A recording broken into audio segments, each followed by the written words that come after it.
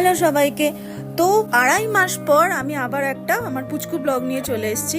আর বুঝতেই পারছো, আবার আমরা বেরিয়ে পড়েছি দুজন মিলে। বেশি দূর না, যাচ্ছি হচ্ছে দার্জিলিং। শীতকালে বেশ কাঁপতে কাঁপতে ঘুরবো, হেভি মজা হবে।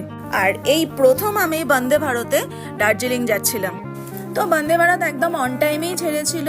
আর সিনারি দেখতে দেখতে সেটা খেতে খেতে একদম 1:25 আমরা পৌঁছে গেলাম হচ্ছে এনজিপি। তারপর অ্যাজ ইউজুয়াল আমাদের বাইক তো আগে থেকেই রেন্ট করা ছিল। তো ওখানে পৌঁছে সমস্ত ফর্মালিটি শেষ করে ব্যাগেজ একদম ভালোভাবে প্যাক করে সোজা বেরিয়ে গেলাম দার্জিলিং এর দিকে। আর আমি তো পাহাড় দেখলেই সুপার এক্সাইটেড হয়ে যাই, তো পাহাড় দেখতে দেখতেই এগোতে থাকলাম।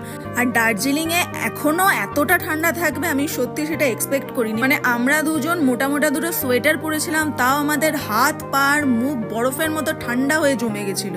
তো যাই হোক, আমরা হোটেল পৌঁছেছিলাম মোটামুটি 6টার দিকে। ঢুকেই আগে গরম জলে ভালোভাবে ফ্রেশ হয়েছি, পুরো স্নান করেছি। আর তারপর আবার আমরা রেডি হয়ে বেরিয়ে গেছিলাম ম্যালের দিকে, কারণ আমাদের হোটেলটা ছিল একদম ম্যালের কাছেই। ম্যাল যেতে একটু লেট হয়েছিল, আর সানডে ছিল বলে ম্যাল কিন্তু একদম ফাঁকা ছিল। আমরা তাই জন্য একটু এদিক ওদিক করে একটা রেস্টুরেন্টে ঢুকে একটু পেট পুজো করে নিলাম। তারপরে আবার গুটি গুটি পায়ে হোটেলে চলে এলাম। সো দেখা হচ্ছে আবার কালকের পুচকু ব্লগে।